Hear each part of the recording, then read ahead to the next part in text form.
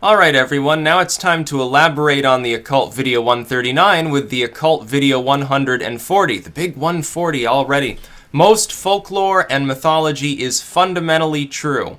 It's something that I've come to the conclusion of. I was pondering the idea of Troy, and thinking about how for centuries people thought Troy, it didn't actually exist. That was just sort of a story that people told to pass the time. You know, the invasion of Troy and Helen and, you know, the Trojan horse and all this stuff. And then I remembered, of course, oh, that's right, Schliemann already found Troy. Unfortunately, he used dynamite to destroy some of the upper ruins, which means that the actual historical Troy of Homer was a little bit more disheveled. But they think that they found, which I believe it's Troy 7, was specifically the one that was the he thought it was at the lowest level. He's like, oh, well, there's like evidence of some fire damage. This must be Homer's Troy. It turns out it was actually Troy had already been decimated several times, I believe, first by war and then by earthquake, and then was sort of depopulated, and then they rebuilt it, and that was Homer's Troy, like at its height, when it was the most grand. Anyway, Troy actually existed. We now know, of course, yeah, it was real. Sodom and Gomorrah sort of stories aside, I think when we read any sort of mythological or legendary material, whether it's some sort of folklore, whether it's even perhaps an urban legend in many cases, what we're getting is essentially a story wrapped around some core truth. What we're getting thus with Troy is there was a Troy, it was invaded, it probably was not laid siege to for years at a time, it was probably laid siege to for some days, considering its location. And the story evolved from there. When I look at the Odyssey, I say the Odyssey probably, actually happened. Ulysses was probably a real person, probably did get lost after his involvement there, and wandered around for some time. He did find an island with sort of the hot sorceress and so forth on it. And then when he got back to his wife, he's like, oh yeah, I fucked around with the sorceress, but like I had lost all hope, so it was okay because she was magical. And also I fucked around with Circe, but she was magical too. She was like a witch, so, I had to save my men. I had to do what I had to do, woman.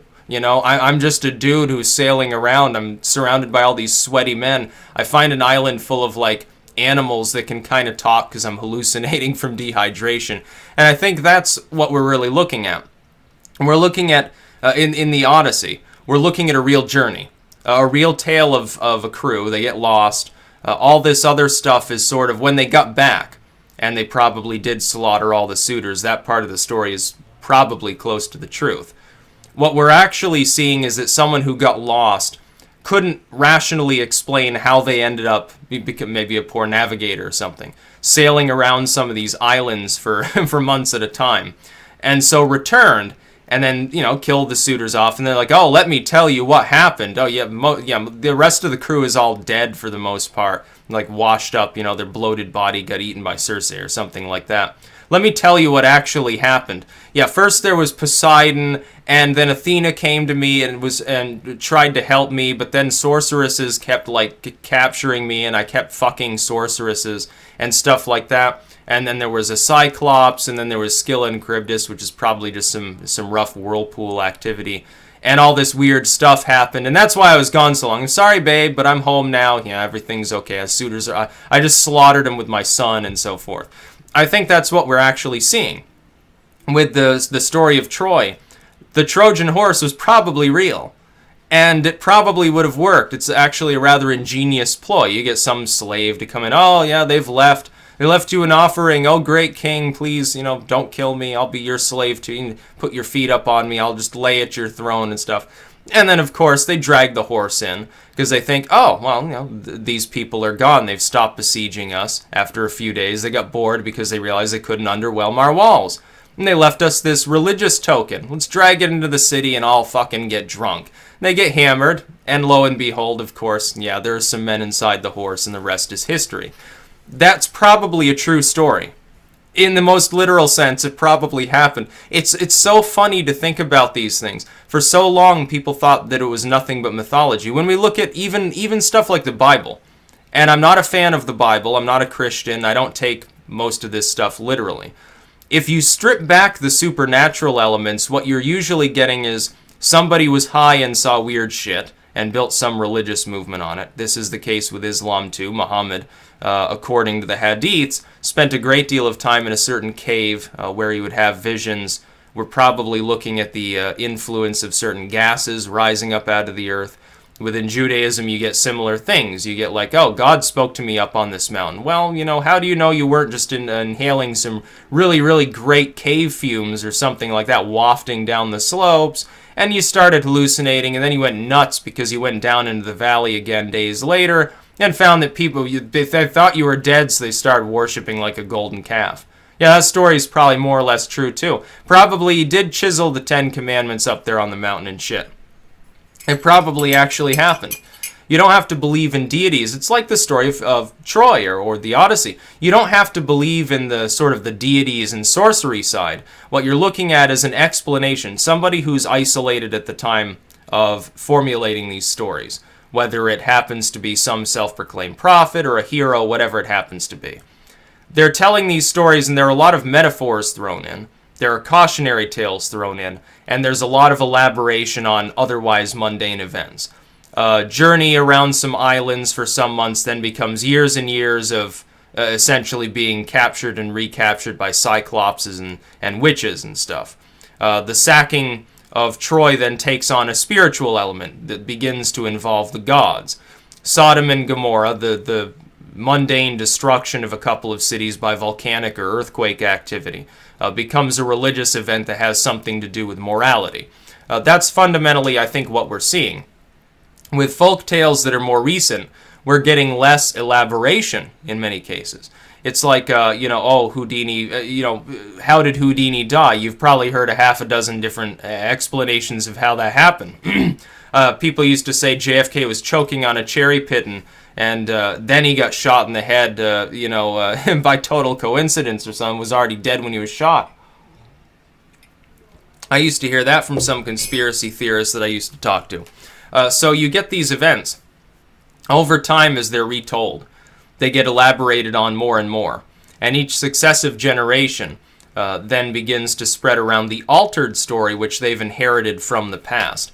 And by the time that these things were penned, in many cases, if we're talking about stories from antiquity, especially far antiquity, what we're getting are retellings that were already probably centuries old at the time when they were first taken up. These, like the story of Troy.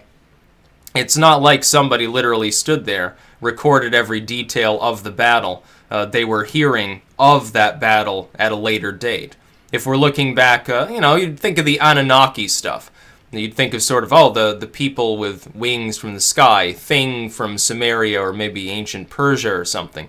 What we're seeing is that some sort of explainable, scientifically explainable event was elaborated on over time.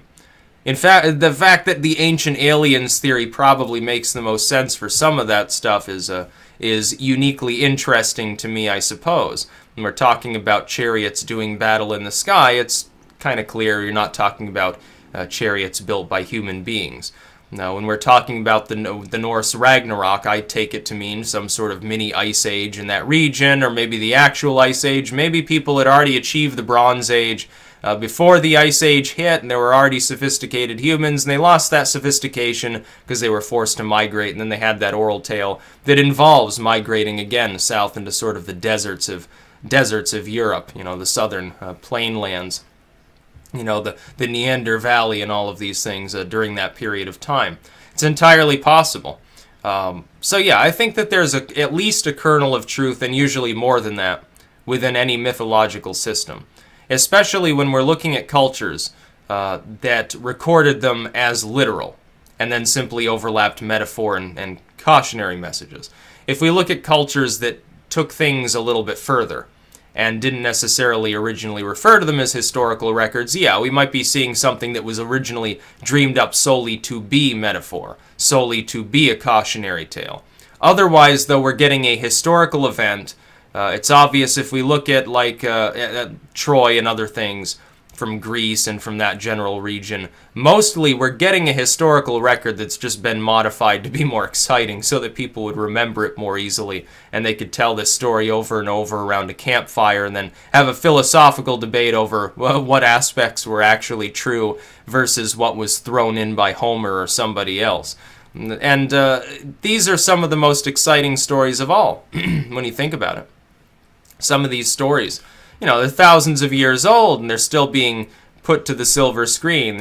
People still talk about them constantly, as opposed to some modern stories. Everyone forgets about them a few years later. They don't craft it into any sort of long-range oral tradition or something that gets rewritten over and over. You have this difference. There's something psychological there, I think, with some of the original stories from antiquity, early writing and reading period. Some of those stories are much, much more long-lasting than anything we have today. The best example, the Bible. The Bible is a collection of stories. Each one probably does have a kernel of truth, or at least an opinion that was taken at truth at the time, like with the New Testament. I don't happen to believe that anyone contemporary to this Jesus figure actually was writing about him, because I look at the dating involved. That being said, though, it's certainly based on some sort of story that somebody was telling roughly at that same time. Whether it was true or not almost doesn't matter. It doesn't need to be a Jesus. It could be, one of these other, it could be Apollonius of Tyana or something like that. It wouldn't even matter. It's just an elaboration upon that original story, but the center of the story at least relates to real events. And I think that's ultimately what we get within mythology. That's about all. Peace out.